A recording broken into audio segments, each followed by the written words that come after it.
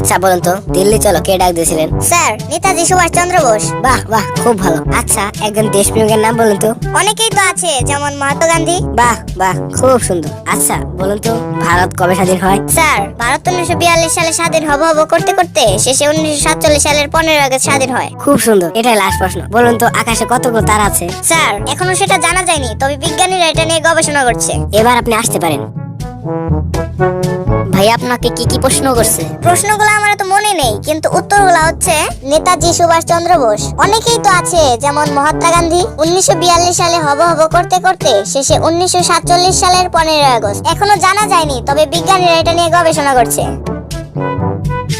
আপনার নাম কি? নেতাজি সুভাষ চন্দ্র বোস। আপনার বাবার নাম কি? অনেকেই তো আছে, যেমন মহাত্মা গান্ধী। আপনার কবে জন্ম হয়েছে? 1942 সালে হব করতে করতে শেষে 1947 সালের 15 আগস্ট। আপনি কি পাগল হয়ে গেছেন? এখনো জানা যায়নি, তবে এটা নিয়ে বিজ্ঞানীরা গবেষণা করছে।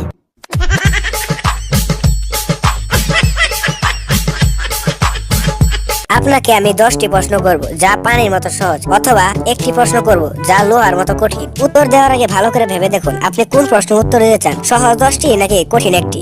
আমি কঠিন একটি প্রশ্নের উত্তর দিতে চাই। তাহলে বলুন কোনটি প্রথম আসে, দিন না রাত? দিন প্রথমে আসে স্যার। কিভাবে?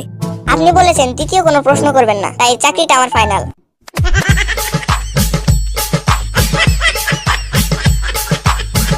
একজন মানুষ কিভাবে 8 দিন না ঘুমিয়ে থাকতে পারে? কোনো সমস্যাই নেই, সে রাত্রে ঘুমাবে। একটি দেওয়াল বানাতে 8 জন লোকের যদি 10 ঘন্টা সময় লাগে, তাহলে 4 জন লোকের কতক্ষণ সময় লাগবে? কোনো সময় লাগবে না, কারণ 10 জন লোক সেই দেওয়ালটি ততক্ষণে তৈরি করে ফেলবে।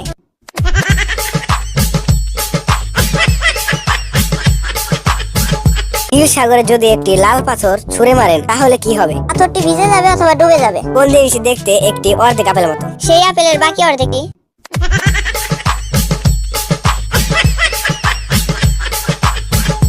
এক হাতে একটি হাতিকে কিভাবে উপরে তুলবেন? এক হাতে আটবে এমন হাতিকে জীবনেও খুঁজে পাবেন না। কংক্রিটের মেঝেতে ডিম ফেলবেন, কিন্তু ফাটবে না, কিভাবে করবেন এটা? কংক্রিটের মেঝে অনেক শক্ত, তাই ফাটার কোনো আশঙ্কাই নেই।